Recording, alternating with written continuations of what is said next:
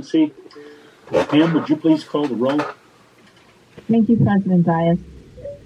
Division 7, Gary Van Dam.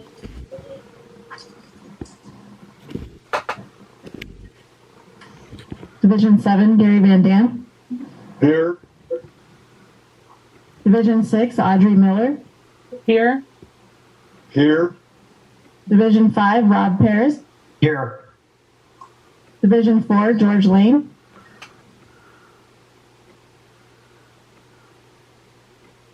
Division 4, George Lane.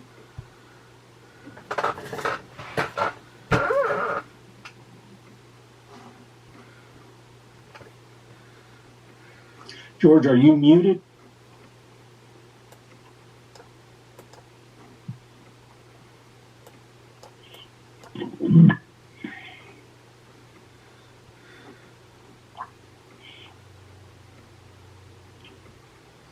Division 1, Shelley Sorcible. Here. Division 3, Frank Donato. Here. Division 2, Keith Dias. Here.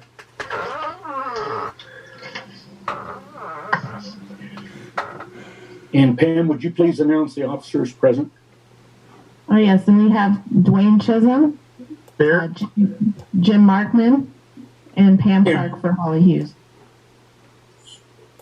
Thank you very much, Pam. Item 3, voluntary public roll call. If any member of the public wishes to introduce themselves, please feel free to do so now. Vincent Dino, Palmdale Water District. Thank you. Jack Cephas, White Fence Farms, Thank you, number Jack. 3. Hi, this is John Joyce reporting for Acton, Aguadulce, Lake LA, and Rosamond. Thanks, John. Vicki Roush, Antelope Valley Resource Conservation District. Welcome.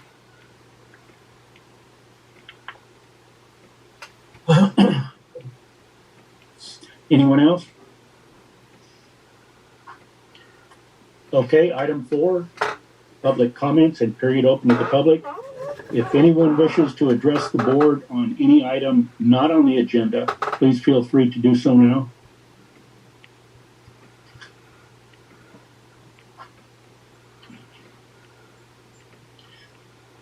If there are no public comments, we'll move along to item 5, adoption of agenda. May I have a motion to adopt tonight's agenda? Mr. President, this is Rob. I move we adopt the agenda. Thank you. This is Shelley. I'll second. Thank you. Could we have a roll call vote, please, Pam? Division 7, Gary Van Dam.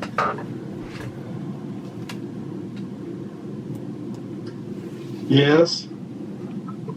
Division 6, Audrey Miller. Yes. Division 5, Rob Paris. Yes. Division 4, George Lane. Here. Division 3, Frank Donato. Yes. Division 2, Keith Dias. Yes, the measure passes, and we have adopted tonight's agenda. I don't think I voted. Yeah. Division 1, Shelley Sorcible. Yes. George, you have a question? Am I being? I'm being heard. I just wonder because I didn't hear earlier, but I don't think you can hear me. So anyway, I'm on. I know now. So thank you. Yes, we can hear you quite well. Whatever the problem was, you've corrected it. Thank you. Okay, thank you. Item 6, consent calendar. Do I have a motion to approve the consent calendar? This is Frank. I'll move on item 6 to approve the consent calendar. This is Director Miller. I'll second. Thank you. Could we have a roll call vote, please, Pam? Division 7, Gary Van Dam.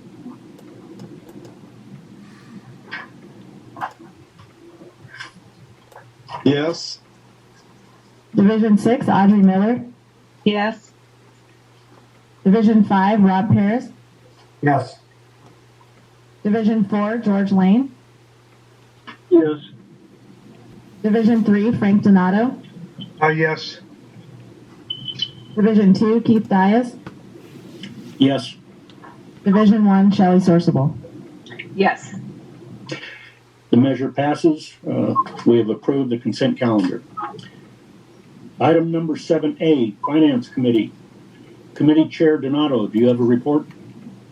Yes, I do.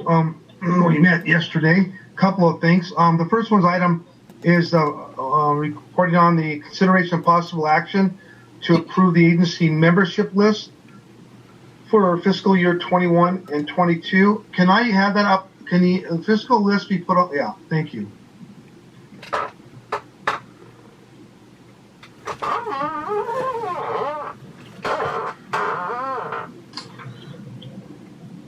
Can that?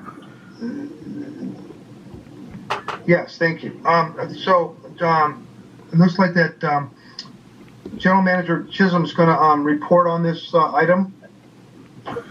Yes, this is Dwayne Chisam reporting, and this is the routine list that we have with regards to memberships and for various agencies that the agency is associated with it. You can see the various amounts of what those dues and expenses are.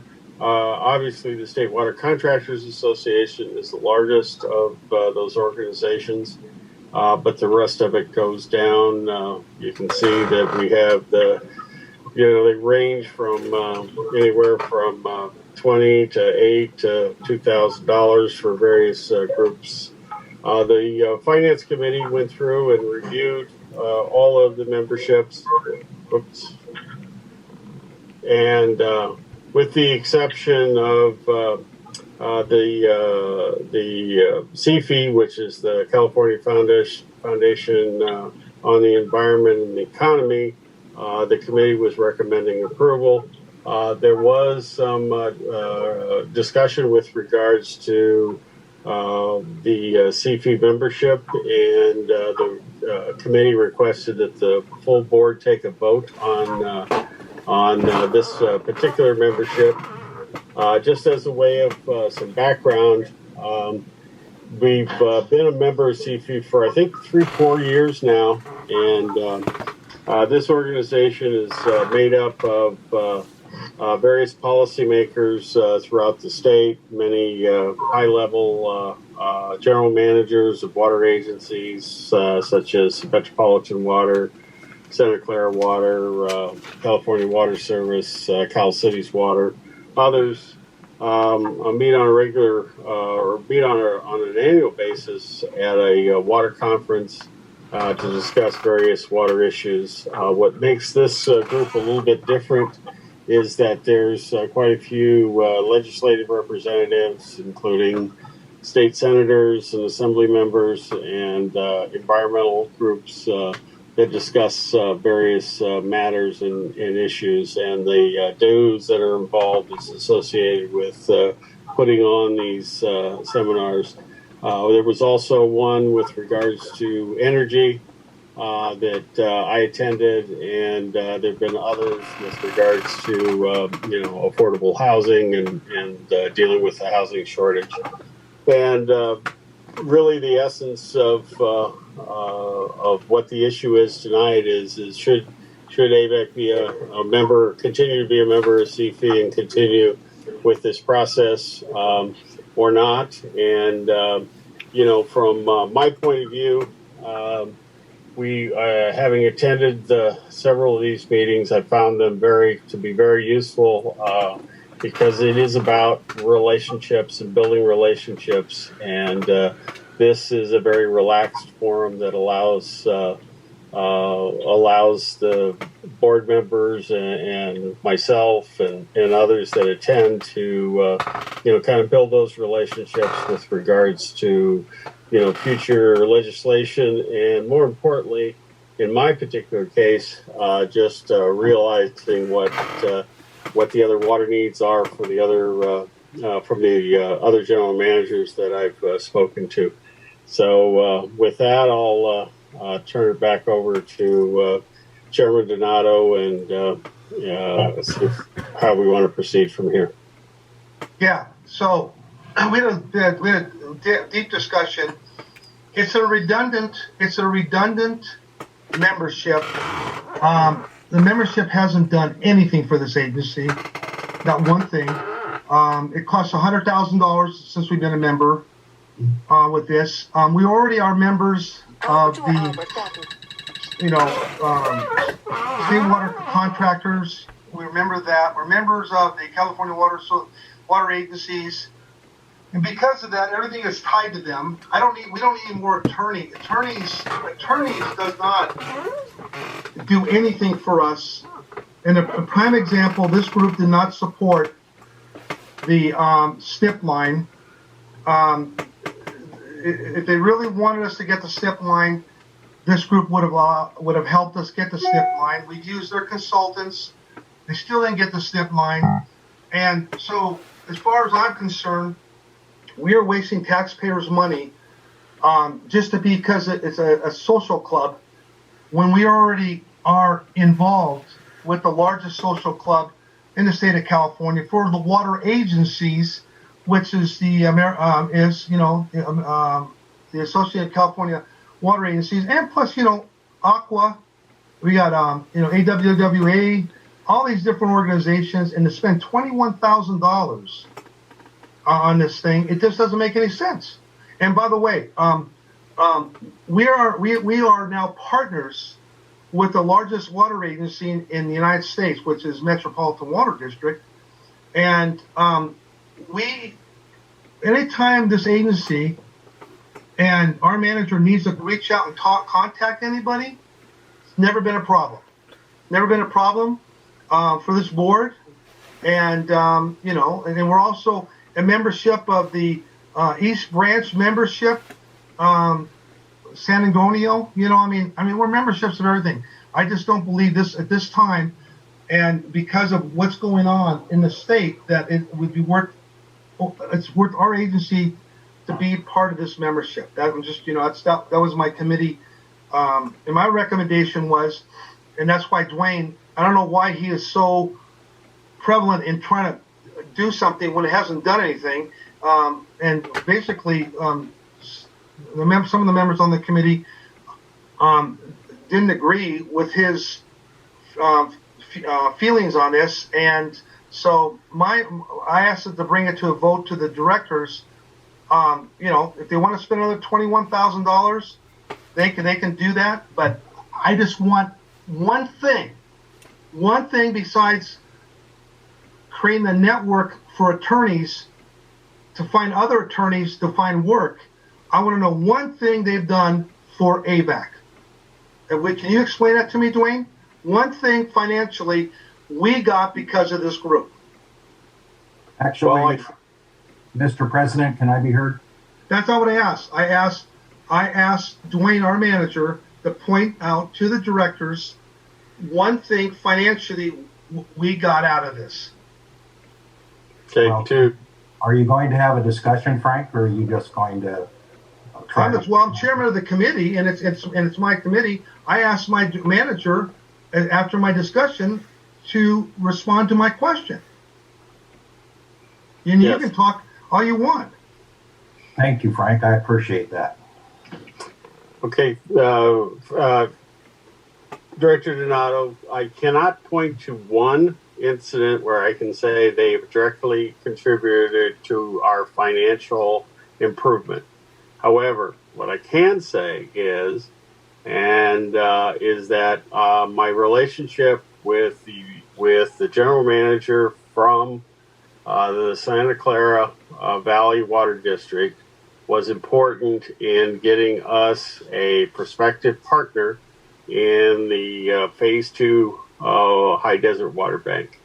And I wanted to let you know that that's really what this group is about, is building relationships and being able to do that. So that's the only thing that I could say that is tangible that has come about from our participation in the last couple of years. Yeah, and then before that, 45 years ago, we made over $3.5 million when Dan Flory was our manager, and the board agreed to do an exchange, a 2-to-1 exchange, and they paid us money. So we already had a rapport with Santa Clara. Is that true? Yes, we had a relationship with Okay. But you make it sound like it's brand new. Okay, I'm done. I just want to I made my point. Mr. President, can I be heard? Yes, please, Rob. Yeah, I've been serving as on the board of directors of this group since Avek became involved. I don't know where Frank has gotten the idea that this group did not support the SNP line. This isn't a advocacy group. It's not a lobbying group. It's a group where the legislators, the people from industry, people from labor get together to discuss mutual problems throughout the state. I actually got the opportunity to present to this group on our water banking programs that we have going on in Avek with state legislators, state treasurers involved in those conversations. I have found it to be one of the best networking group for legislators, state leaders, industry leaders, union leaders that I've ever gone to. And they're all in one room, all at the same time. So I don't know where Frank gets, it's a group of attorneys to get business. I know there's probably other attorneys there, but I'm the only one for sure that I know of as an attorney. So I'd like to hear from Frank where he gets that. I know Shelley has attended these meetings several times. It would be good if we could have other board members attend, but there's no group in California that provides a greater source of networking for state legislators and state leaders and industry leaders than CFI. Recently, they did a luncheon and a tour at Avek, and I think, Keith, you attended that. That's correct. And I think it went really well. It showcased our agency to some of the highest state leaders right now. And as we're looking for grant opportunities throughout the state of California, our agency was showcased by this group. And I sent out to you the other day, or yesterday, they're doing a seminar on the drought, and I'm trying to pull it up, but I think you all got it and you're all invited to it, but you have the director of California Department of Water Resources, the general manager of Westlands Water District, Jeff from Met is one of the presenters, and then Pablo Ortiz from the Climate and Water Scientists. Another thing this group does is some of the members are the environmental groups that we bring lawsuits against a lot of projects, and we get to talk to them, and we get to talk to them about our concerns and all these things. And again, this group had nothing to do with the SNP line. It's not a lobbying group, but certainly state legislators are aware of us, and it's easier to make calls to them because of this. When I presented at the CFI Water Conference a few years ago, we invited Catherine Barger, our state senator Scott Wilkes, Tom Lackey, our assembly member, and they were all there when they did the presentation, and we had discussions.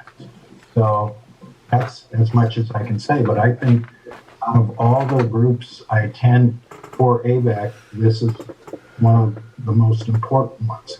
So Frank and I have a huge disagreement, and it'd be good if Frank would go. I would like to invite him to go to one of these so he can see for himself how important it is for our agency. Thank you, Mr. President. Thank you. Are there any more comments? Yes, this is Director Sorsable. And I just wanted to add a little bit to what's been said.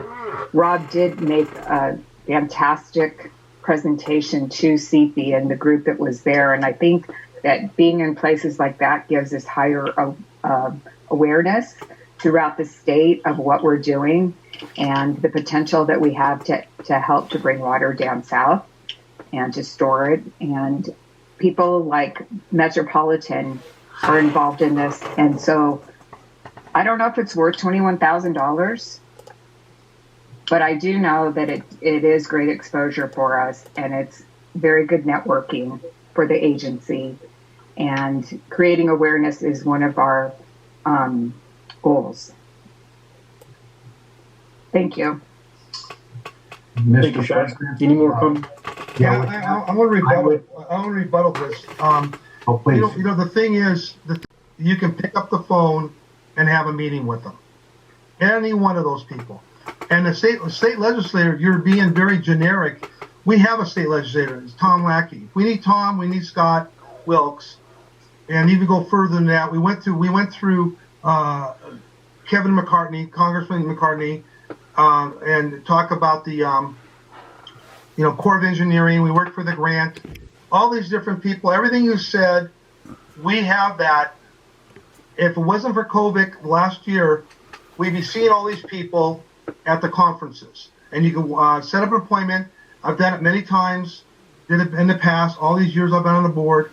It's easy to talk to anyone. In fact, I introduced the director of marketing, or director of public relations, to Shelley Sorsabal at the Urban Water Conference down in Palm Springs, and they hit it off right.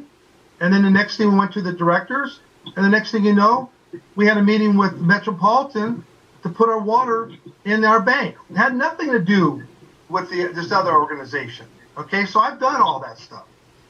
I've brought in tens of millions of dollars worth of water sales and marketing here, but to add another $21,000, to our budget, when, by the way, we only got 5%. Like I told you, that was probably going to happen.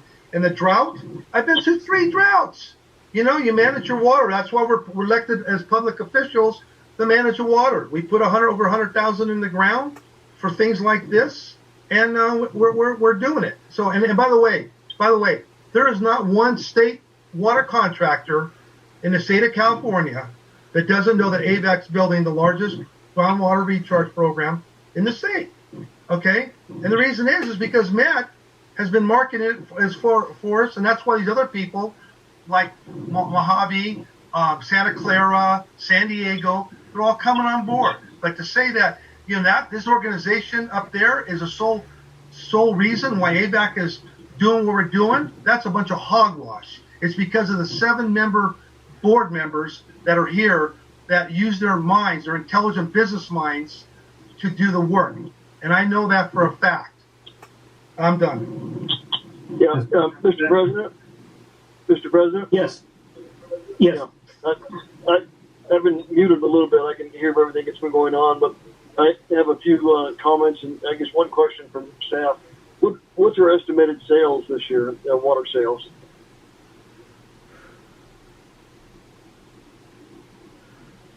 Dwayne, do you know what our sales are projected to be this year? Approximately 40,000 acre feet. Yeah, we're looking at very close to $10 an acre foot just in associations, and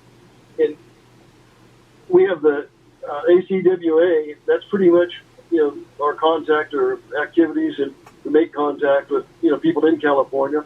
There's about another half dozen organizations pretty much do the same things, and we have contact and network. And I remember my dad used to say when the bond issues came up, he said they're all good. I mean, you can talk positive about them all, but you can only afford so much. And so we're spending about $10 an acre foot on associations now, and if we have plenty of other associations to network with, and so is this association good? Yes. Do we need it? No. And so whenever we can be try to be efficient without affecting our water quality or affecting AVAC, we need to be as efficient and tight build as we can, especially right now in this economy when we're looking at a very reduced water supply. So I would not think this was necessary. It's not good, but it's not necessary. So I think we should just continue on our ACWA and the other half dozen associations, and that's plenty to network with. Thank you, Mr. George. President? Yes, Rob. Yes, I would move approval of Board Order 781, all of the memberships as shown. Thank you. Mr. Chairman, I would make an amendment that we would delete the one item of CFE. Hold on a minute, this is Director Van Dam. Mr. President, point of order. Yes, please. Yeah, you can't have an amendment until there's a second to the motion. Okay, we'll do the second. I think you're right. A second by George Lane and amended. Could you repeat the amendment, George? We would. Director Van Dam, I'd like to talk. Yeah, we would approve all of the except the CFEE for 21,000. We would vote to approve all the other memberships. Well, I second that. This is Frank. Thank you, Frank. Any more discussion? I think Gary has a question. I'm sorry, Gary.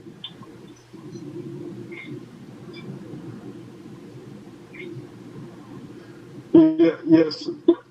This is Director Van Dam. I got a question. How many years have we been a member of that street fund? Yeah. Dwayne, how long have we been a member of CFE?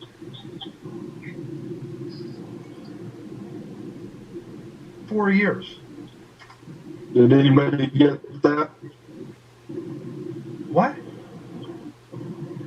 It's 3 or 4 years. It's 3 or 4 years that we've been a member.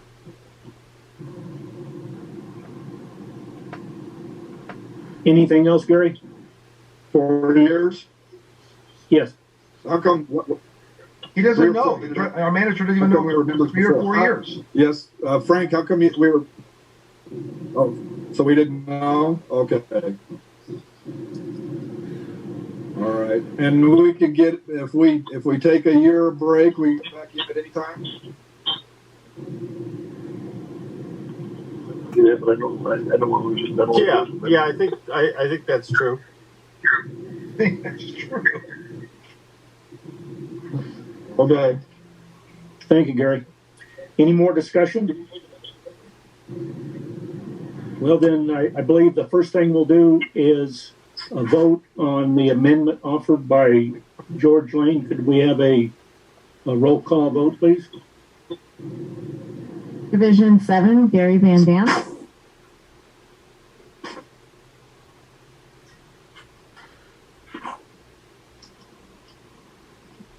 Division 7, Gary Van Dam. Yes. Division 6, Audrey Miller. Yes. Division 5, Rob Paris. No. Division 4, George Yes. Yes. Division 3, Frank Donato. Yes. Division 2, Keith Dias. No. Division 1, Shelley Sourceable.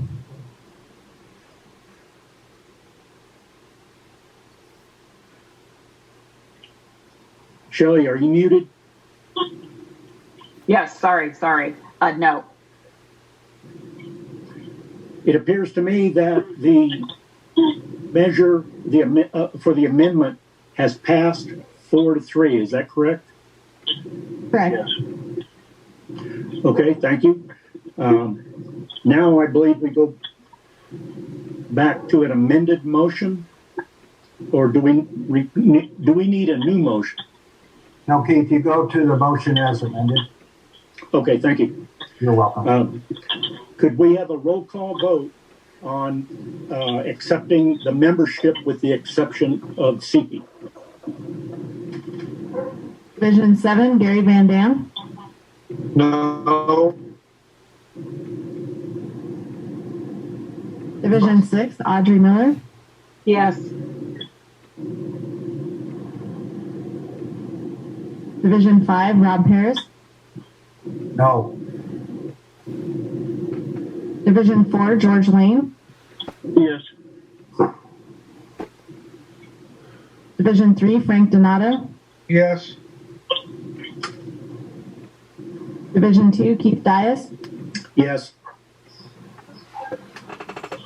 Division 1, Shelley Sorsable. Yes. I believe that measure passes 4-3. Is that correct? No, 4-2. It is 4, 5-2. 5-2. Okay, thank you. Measure passes. Does that conclude your report, Chairman Donato? Yes, it does. Thank you. Thank you very much. Item 7B, Capital Improvement Program Committee. Again, Chairman Donato, do you have a report?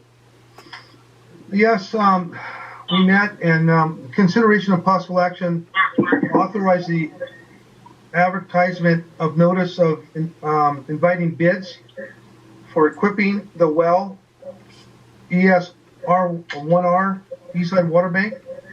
And I believe that Engineer Justin's going to give us a presentation.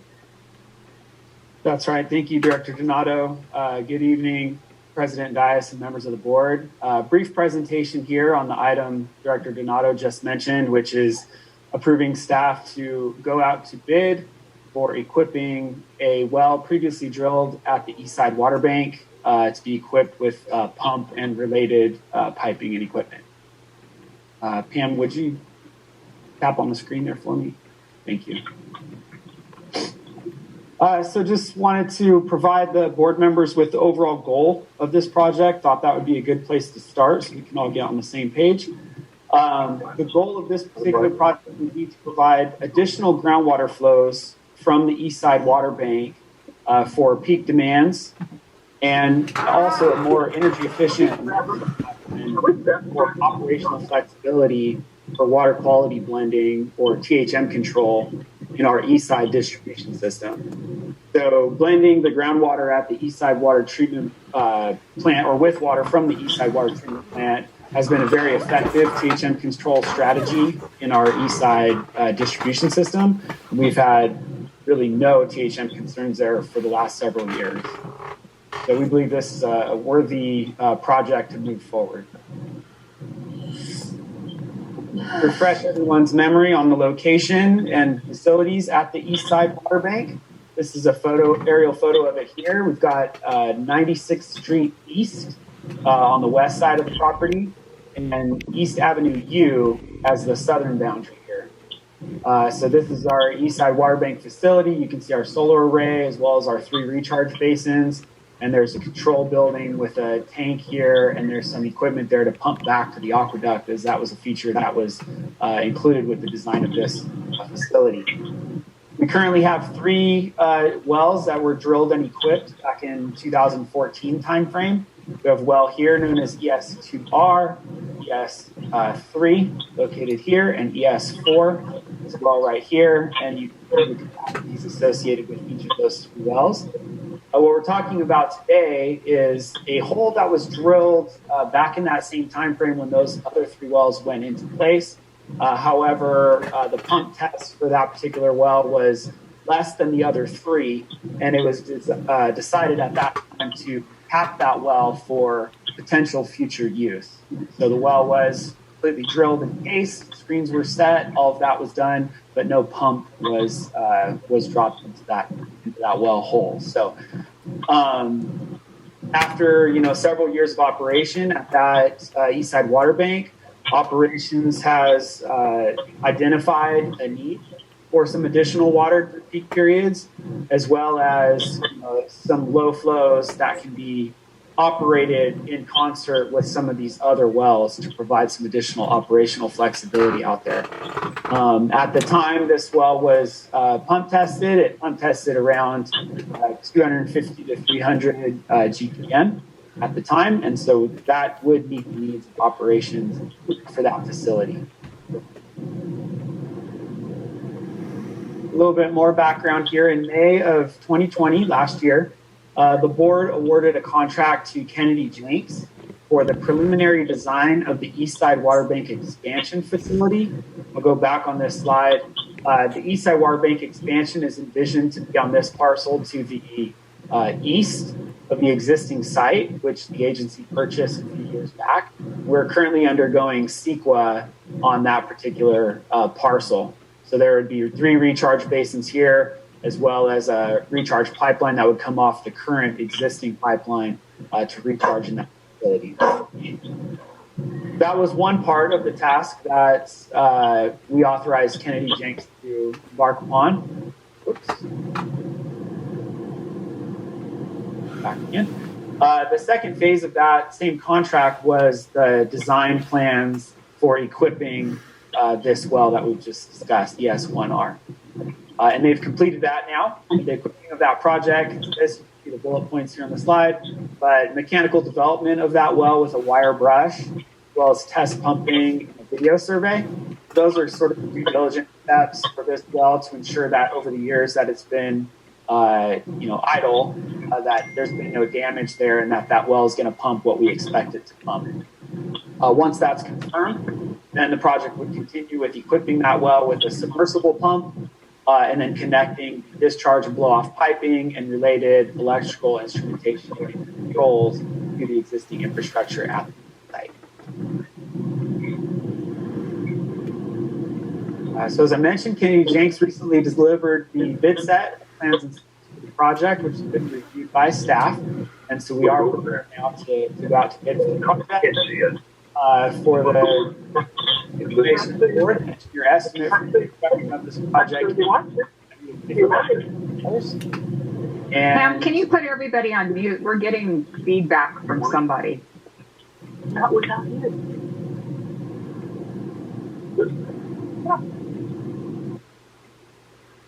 There we go. And associated engineering services, as with most of our projects, will be needed during construction for specialty inspection, geotechnical services, and construction management. And staff would seek proposals for these services throughout the bid advertisement period, as we did with the recently awarded West Side Underground project. Last note, the project was included as part of the Eastside Water Bank expansion final design and construction project, which was approved under the 2020-2021 capital budget. So we've got money earmarked for this particular project. And with that, unless there are any additional questions, I'm going to get control of the slide deck here. The recommendation from the Capital Improvement Planning Committee and staff would be to recommend the board authorize staff to advertise this project for the invitation for bids within the upcoming weeks. Be happy to answer any questions that you may have at this time.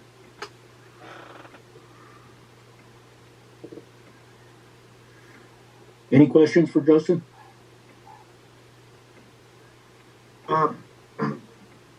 This is Director Frank. I'll make a motion that we accept the Board Order 7B1 to go out to bid.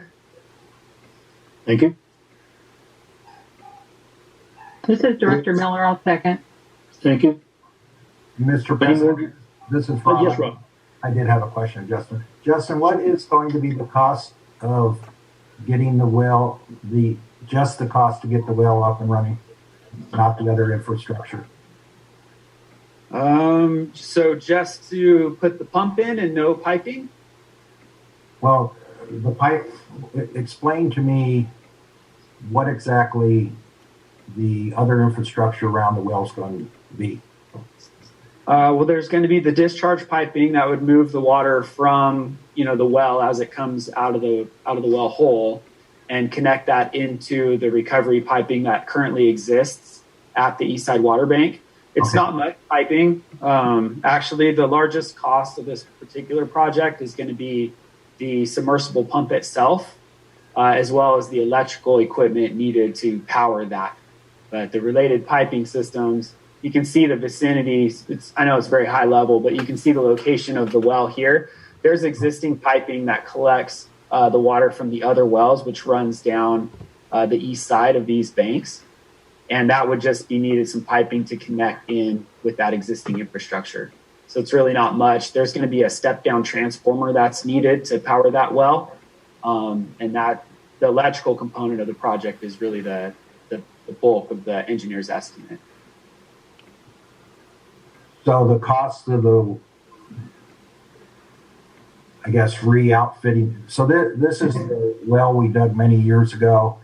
It did not produce enough water. That's why, did we cap it, or did we just leave it, or what did we do? Yeah, we capped it at that time. Well, did a cap on top of the hole. Yeah, it was, it was close to the same amount as ES3, which we did equip with a pump. But we elected to just do the 3 of the 4 highest producing wells at that time. Right. And left the lowest producing well just capped for potential future use. So how much, do you know how much we had spent on well up to the point that we kept it? I don't have that number prepared for you tonight. Sorry, Director Paris. Okay. Would you estimate several $100,000? Yeah, at least a couple $100,000 for that. Okay. And now we're going to approve another 800, about, well, minus what the infrastructure or the piping's going to cost, another $800,000. Yeah, that is an estimate that the engineers came up with. There's about $80,000 in estimated contingency built into that, as well as, just probably safety factor on top that the engineers came up with. Tonight, really, staff is just asking to go out to bid. The contractors who bid on the project will ultimately determine, the cost of that. And at that point in time, we would come back to the board if the, if the bid prices are reasonable, we'd come back to the board asking to award that contract at the time. But yeah, the $815,000 is purely the engineer's best guess at this point in time. Produce the 250 GPM as it tested out at? We do expect that will be the case. There's obviously a possibility that could do even more, also on the flip side less, which is why we think it makes sense to start out with those due diligence steps that I mentioned here of the development of the well and a video survey, and then the test pumping to confirm that. And at that point, if we find information that we didn't expect to find, we could always discontinue the project at that time. The costs to do that video survey are fairly minimal in the overall scope of this project. Looking at my spreadsheet here, it's looks like about $15,000 is what they have estimated for that particular portion of the work. Okay. And have we looked at all other alternatives other than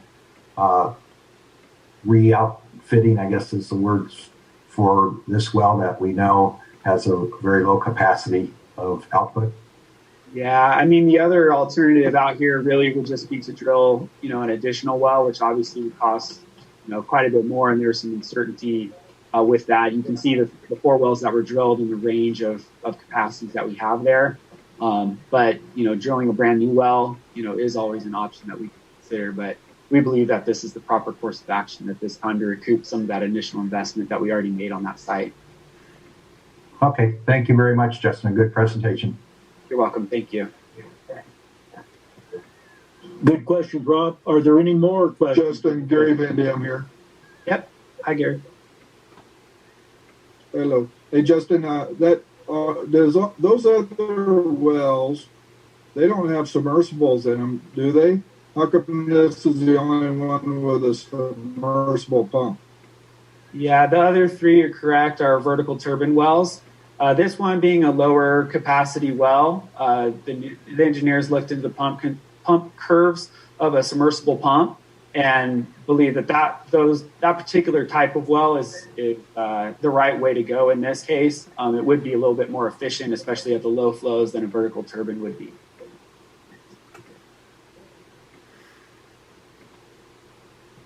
Right, but submersible use a lower GPM pump. My question is, why don't we take that 400 one and upgrade that, and we could probably get 650 out of that and not do nothing with this well number 4.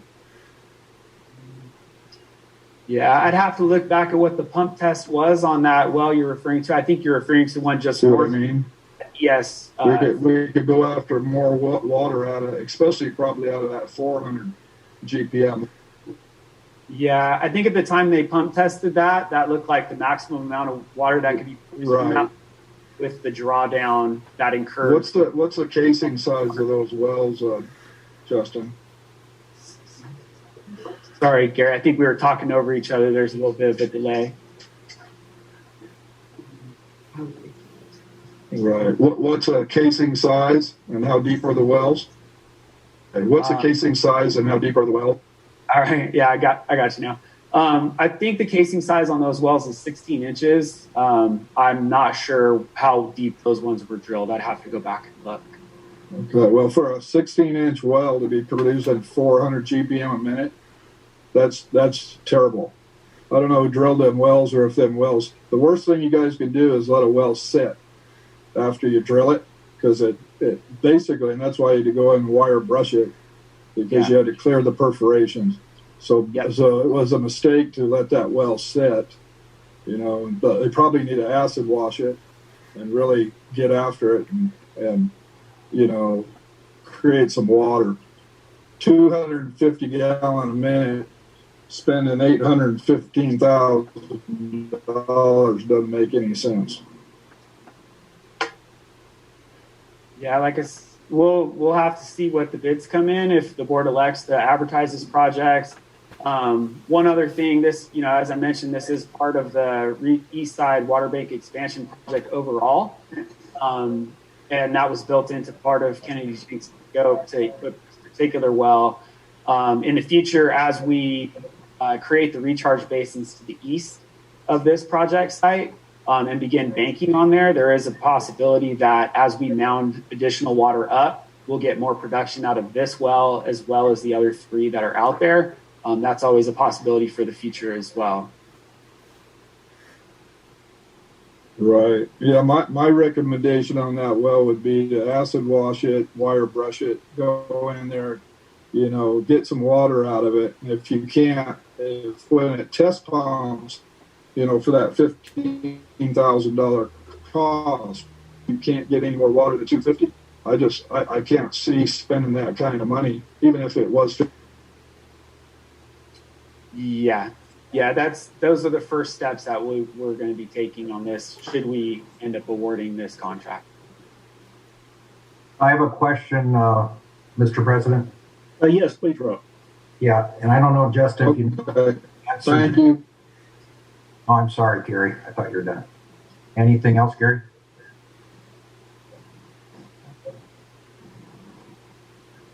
Okay, Justin, I don't know if you know the answer to this, but No, that's okay. Go ahead, Rob.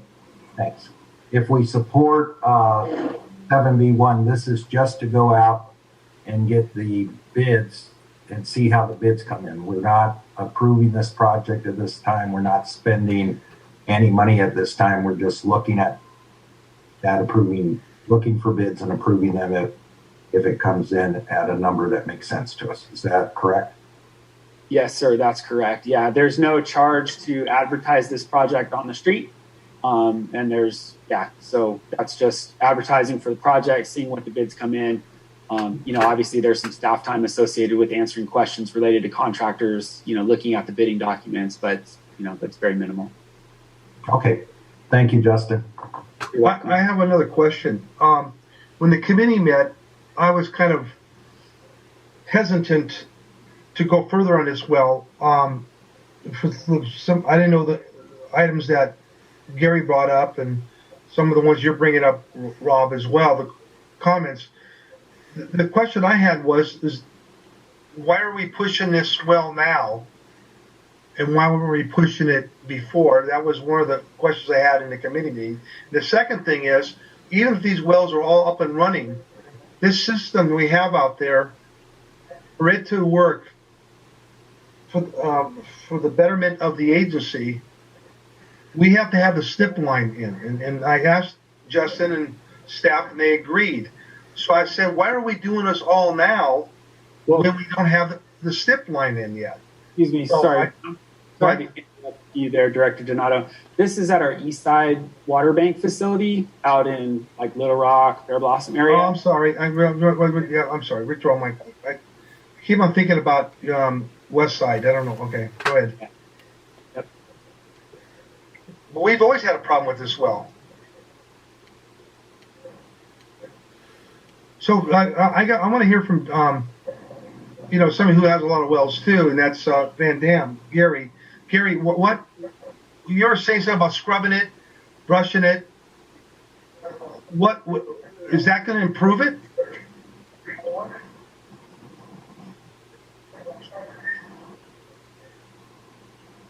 Yeah. Yeah. What I would do? Okay, if it was one of my ag wells that I was farming out there, what I would do, I would go in acid. I would acid brush it, and that's where you go in with acid and clean up the perforations. You got to get all the rust out of that well. The worst thing for that well, Frank, is to have it set like it did. They should have let it work its way through, and it would have came into some more water, most likely. But where it's at today, you're going to have to spend quite a bit of money on it to bring it around. And 250 GPM with a submersible pump just really doesn't make a whole lot of sense when you look at what you're spending to get that amount of water at $850,000. I can't see it, guys, out there. Well, why wouldn't we drill another well for 1.1 and hopefully get a better well that produces 500 or 1,000 gallons a minute, 800 gallons a minute? Well, that's the thing, Frank. If you look at, Justin said that well's a 16-inch case, and they probably go down, I'm guessing, 800 to 1,200 feet. I just looked at it, actually, Director Van Dam, while I was waiting. That looks like these wells were drilled to about 510 feet. Okay, so that's in the upper aquifer, guys. That's above the blue clay. So when you go down through the blue clay, that's when you get into the bottom aquifer, and there's blue clay in between that. So anything about 500 feet is in the first aquifer.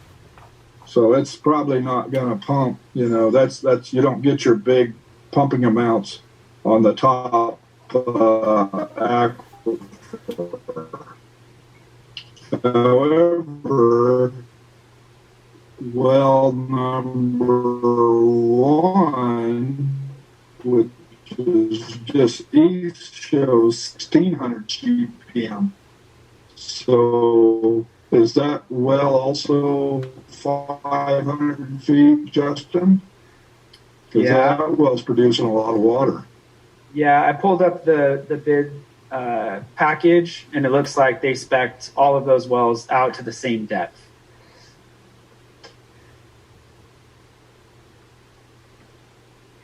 Mr. President, this is Rob again. I have a few more questions for Justin. Certainly. Go ahead. Yeah, just going off of what Frank and Gary have just said.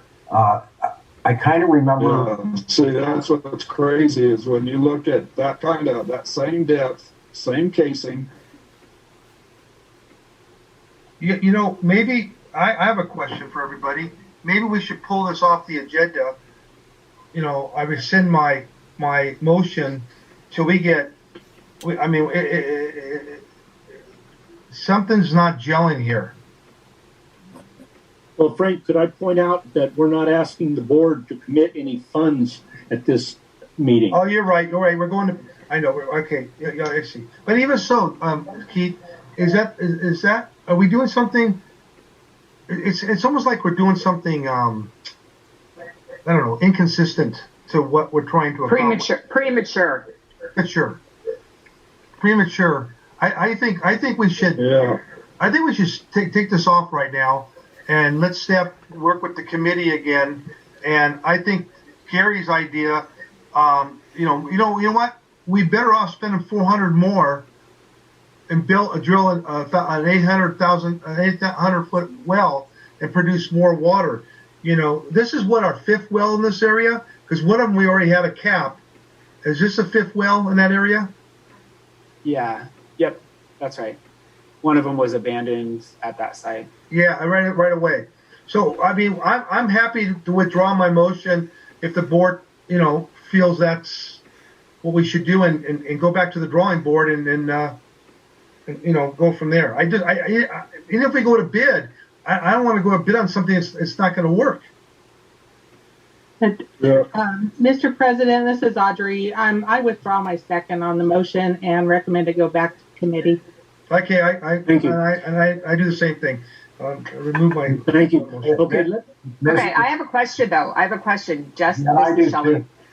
Justin said that the wells were spec'd out at 500 feet. What does that mean? Does that mean that's what they were originally going to be drilled at, or that they were drilled at, or are they guessing? No, that's what they were drilled to. The specs, when I said spec'd out, I meant that's what the specifications that the contractors bid on included. So their scope of work was to drill the wells to 500 feet. And we know that, in fact, they did that because based on what Gary was saying, it doesn't really make sense. And I mean, we have smart people for our engineers. Mm-hmm.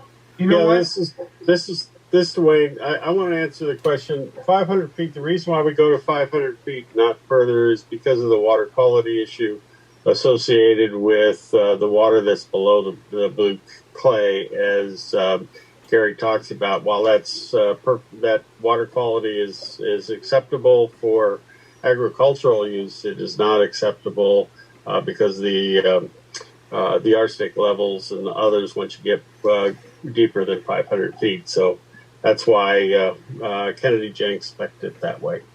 Okay, thank you very much for that clarification, because that was concerning me. I mean, they know what they're doing. So thank you. Yeah.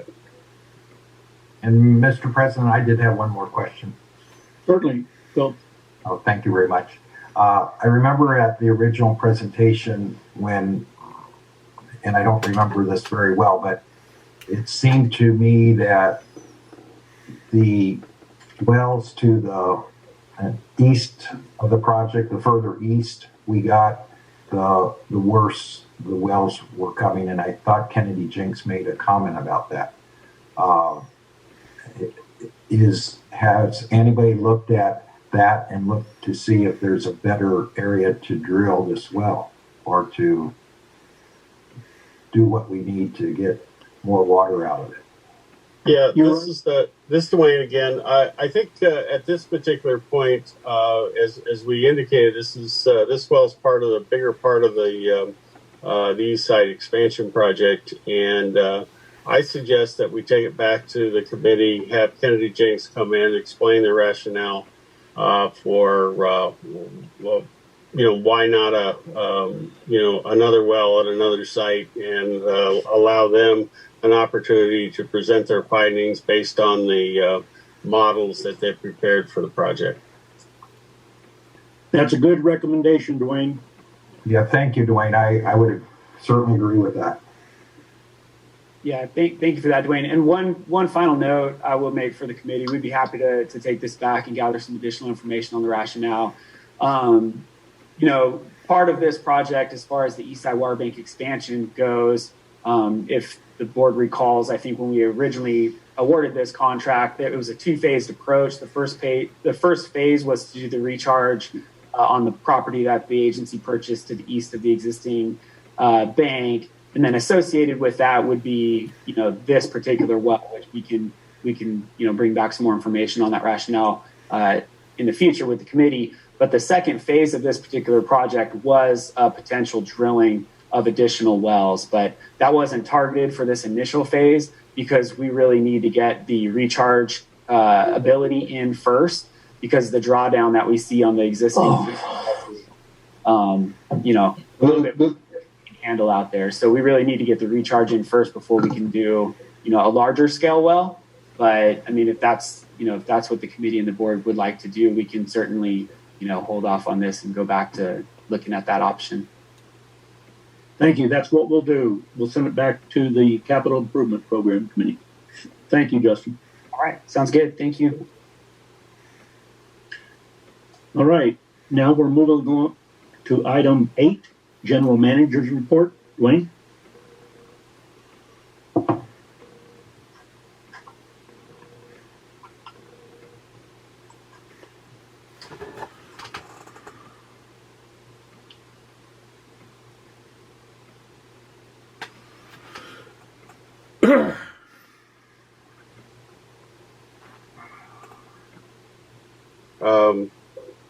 This is the General Manager report for May 25th, 2020. Next slide. What year? 2021. Thank you. Yes. Yeah. You caught me. So, Northern California forecast, it's sunny and clear.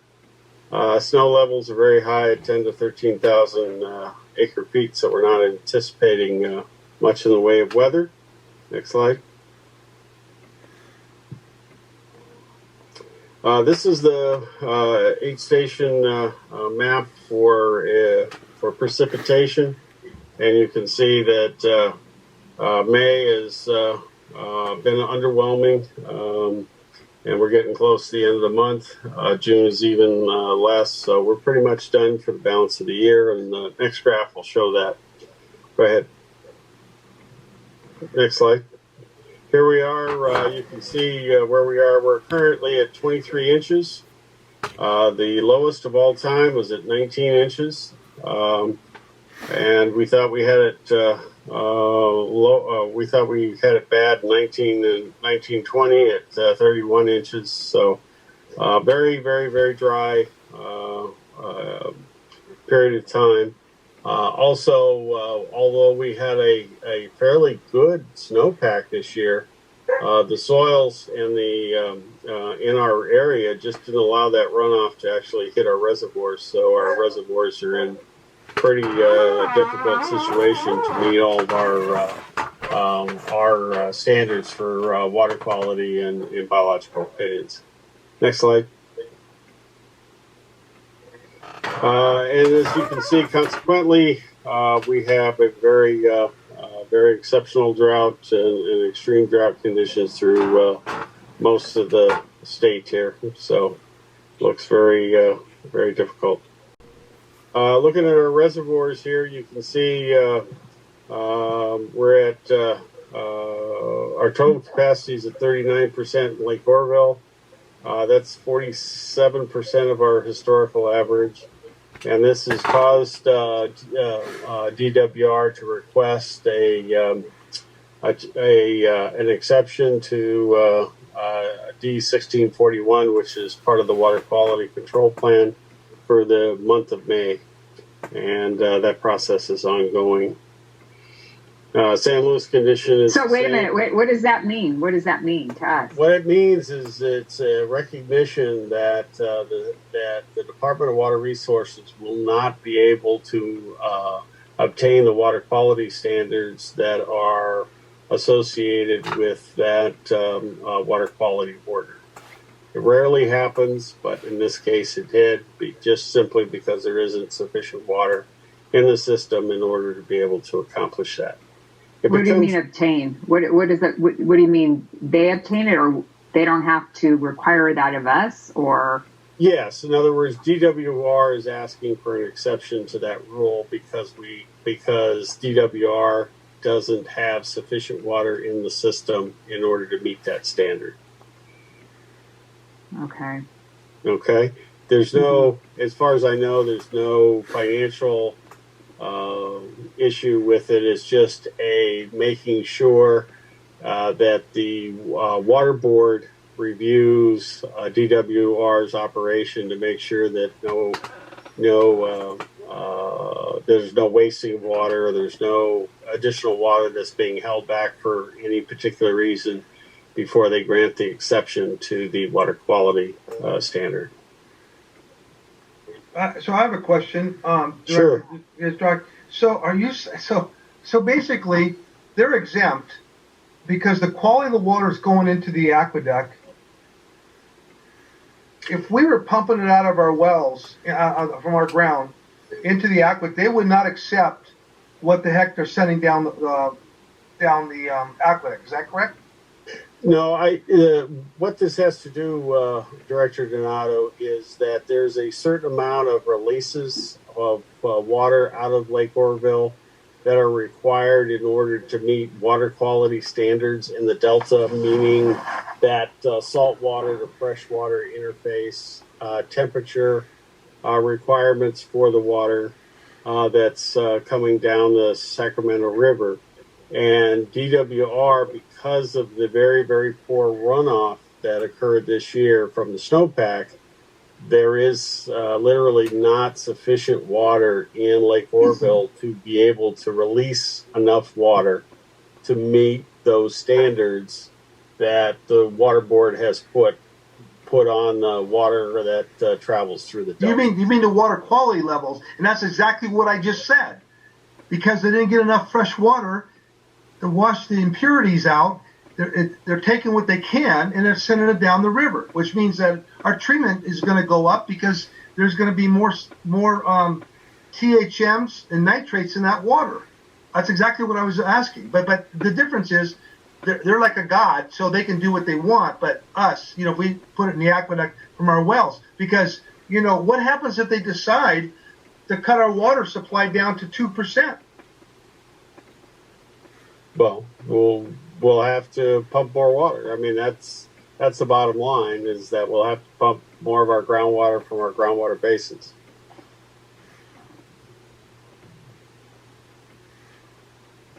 Thank you. You bet.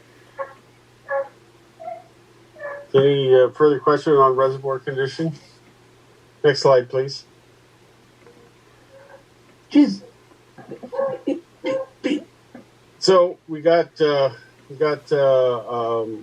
the reservoir condition in Lake Orville, and you can see by the blue line here that we're kind of tracking along with the two red lines at the bottom of that graph, pretty much along the two driest years. So we're right in that situation as far as Orville goes. Next slide. Likewise, you can see in San Luis, this is when you have a dry year like we have with the two other historically dry years. We're right in this operating ratio here. And so we'll be starting out, the impact to Avek is we'll be starting out the new water year in October with a very low amount of water in San Luis Reservoir, also a very low amount of water in Lake Orville.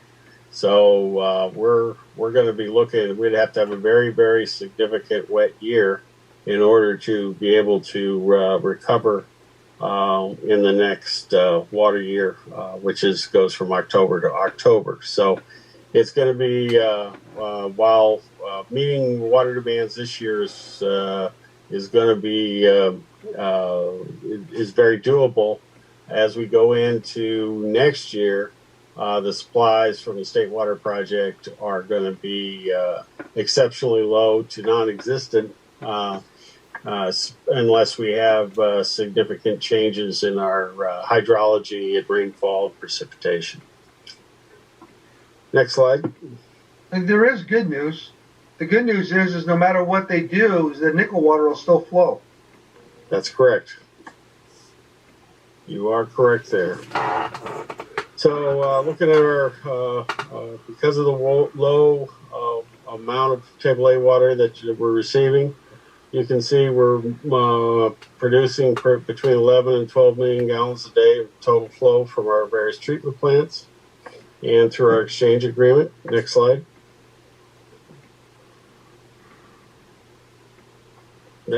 Next slide, please. There we go. We can see here from water banking that we are not water banking at all this year. Next slide. As far as to counteract that. Next slide. As far as our operation and maintenance update, we're working with LA County Water Works on our 80s and H, and they've been very cooperative with us in trying to take as much water through that system as possible so that we can make maximum use of our groundwater bank water. And the staff also presented the capital project to the committee last week. As far as COVID-19, we continue to implement our protocols, and we have no new confirmed cases. Next slide. And as far as events and schedules, we have a water master meeting tomorrow. Memorial Day is on Monday, and we have the Antelope Valley State Water Contractors Association board meeting on 6/3/21. I'll be out of the office through 5/31. I'm available by phone if there's need for anything from the staff or from the board. That concludes my general manager's report. Any questions? Any questions for Dwayne?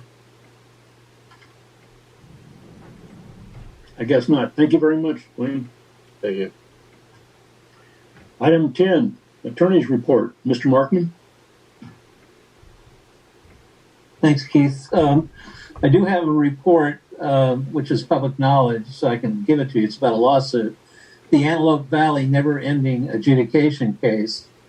As I think you're informed, Willis class, which lost on appeal, and there was a wonderful 85-page published opinion on that, has decided to take that up, try to get the Supreme Court to take that case and review it. And the Supreme Court has discretion on that, not required to review it. So they filed a 30-plus page petition for hearing, is what it's called, to have the Supreme Court review it. The committee I'm on for you, which is a landowner group committee, has met and have decided to file an objection or an answer to that petition, which has to be filed next week. So it's not a long project. It's going to take a lot of time. But just to let you know that we've also consulted with some former Supreme Court clerks with whom we have a connection. And there's a pretty strong feeling that the Supreme Court may very well pull that case up. We hope not, because we've had a wonderful appellate decision. And even if they pull it up, I feel like they will sustain the action of the trial court.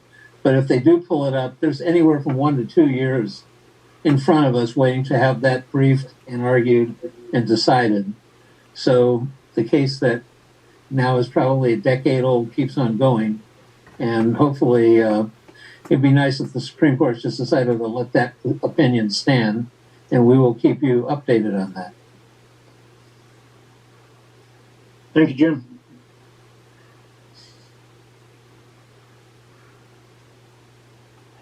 Item 9, Director's Reports. Do the directors have any reports? Mr. President, this is Director Miller. I wanted to report, thank you.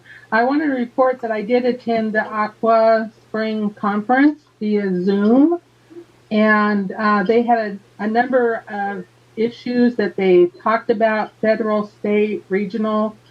The Army Corps of Engineers spoke. And a couple of the items I just wanted to bring up, there were so many great speakers. Number one, of course, we're all in a drought, and everybody, each region has their challenges with their reservoirs and their need for water. And I'll have to say that our staff keeps us apprised of a lot of that already. But federally, with the infrastructure bill that was passed with the federal administration, they're going to be having civil works upgrades in water facilities, ports, and the VA facilities. We're not clear in the state of California yet how we're going to be aided, but there should be some help down the line for that. Also, the state has extra funds available to resource and fund water projects, which we're apprised of as well. And then the Army Corps of Engineers actually are working on many projects, and one is raising the level of the Folsom Dam for flood control purposes. And just some of the challenges that some of the water agencies in California had with the wildfires from last year. And something we haven't really thought about is Solano County actually relies on their electricity through the water resources. And when they shut down the power, when PG&E shut down the power for a week, no water was going out to customers for a week. So they're investing in generators so that doesn't happen again for their customers. So I really appreciate being able to attend that conference, and I'm going to listen to the rest of the presentations that are offered through that, and I'll write up something a little bit better presentation for the board. But I wanted to let you know it's very a great resource for us to attend and understand, and a lot of it we do get through our staff, which I really appreciate as well. Thank you. Thank you, Audrey, for a great report. Do any other directors have reports?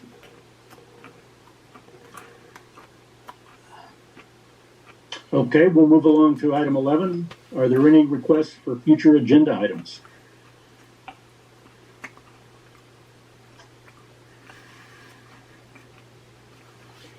No requests? Okay, that brings us to, I don't believe we have any closed session items to discuss tonight, do we, Dwayne? That's correct. We have no items for closed session tonight. Okay, thank you. Don't we have the review? Well, we continued that until next meeting. Okay. At the request of Director Lane. Okay. Okay, do I have a motion to adjourn? Mr. President, this is Rob. I move we adjourn. Thank you, Rob. I'll second. Thank you, Shelley. This is Shelley. Could we have a roll call vote, please, Pam? Division 7, Gary Van Dam. Yes. Division 6, Audrey Miller. Yes. Division 5, Rob Paris. Yes. Division 4, George Lane.